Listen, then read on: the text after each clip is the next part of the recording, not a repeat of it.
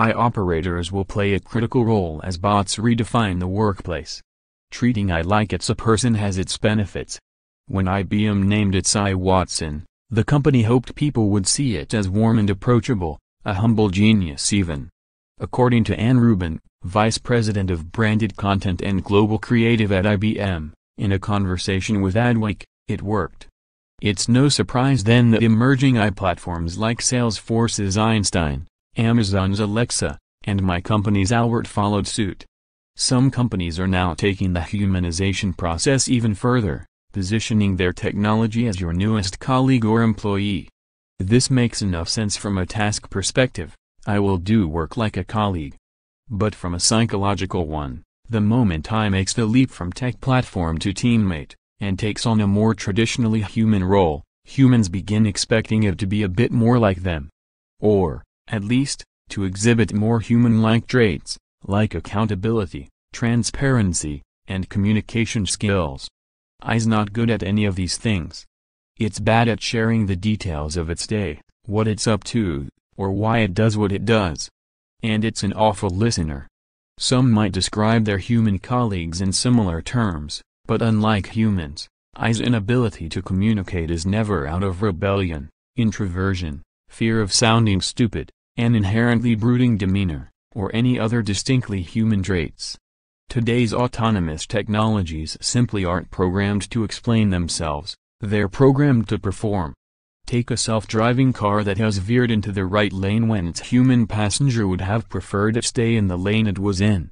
There's currently no way for the vehicle to communicate why it made its decision. This might leave its human passenger frustrated, wondering why. Humans are programmed to want to know why. They want to understand the reasoning and logic that goes into a decision. And AI has this information in spades. But as AI developers can testify, an AI processes thousands to millions of variables in the same time that a human can process hundreds. Explaining the why would not only be difficult, it would be lost on the listener. The human need to understand why perhaps reveals an underlying assumption, that technology has motives and operates according to its own free will. Neither is true, of course. AI doesn't have an opinion or agenda, it will do whatever the user wants it to. It just needs guidance and boundaries that ensure it achieves its goals in a way that reflect the user's own values and priorities. It's this precise insight that has inspired the rise of a new breed of AI operators, everyday AI experts who will act as conduits between AI and its human colleagues. One part AI whisperer, another part operations professional. The AI operator's sole purpose is to strengthen AI in places where human intervention is required, communicating what it's doing and learning, understanding business goals, and offering its thoughts in the form of insights, rather than raw variables considered in the decision-making process. These AI experts will emerge from different walks of life. While data analysts who understand patterns and correlations might feel more immediately comfortable interacting with an AI system, those in more operational roles will be better equipped to act as an interface between teams, pushing projects forward and putting the AI's insights to work to help people do their jobs. No matter who fills this role, the goal will be the same: set parameters and guidelines. Speak robot.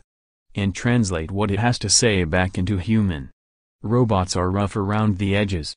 Left to its own devices, an AI will get from point A to point B in the quickest way possible, but it won't always look pretty. An AI operator's job is to make sure that the risks it takes aren't at odds with what a company is comfortable with, even if helps them meet their goals. Take an AI platform that's tasked with executing a retailer's Black Friday promotion across social media and online channels, from start to finish. Prior to letting it loose on these channels, the AI operator would step in to guide the AI and, in a sense, share with it the strategy and objectives. Here's the promotion, here are the creative assets, here are the types of audiences we're targeting and the channels we're interested in using. Our goal is to generate 2.5 times more revenue than in other months, and we're willing to invest more aggressively than usual to do it. The AI operator would also make upfront decisions about what being more aggressive means. Is it okay to spend 30% upfront on audience discovery? Can it spend 20 times more than usual on keywords? Should it focus primarily on new audiences or should it also focus on existing customers? The I can go either way on each of these decisions. The I operator knows how to tell it to go in the direction the organization wants it to.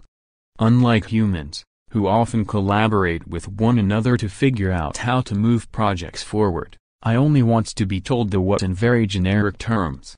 It requires less thinking and more manual input.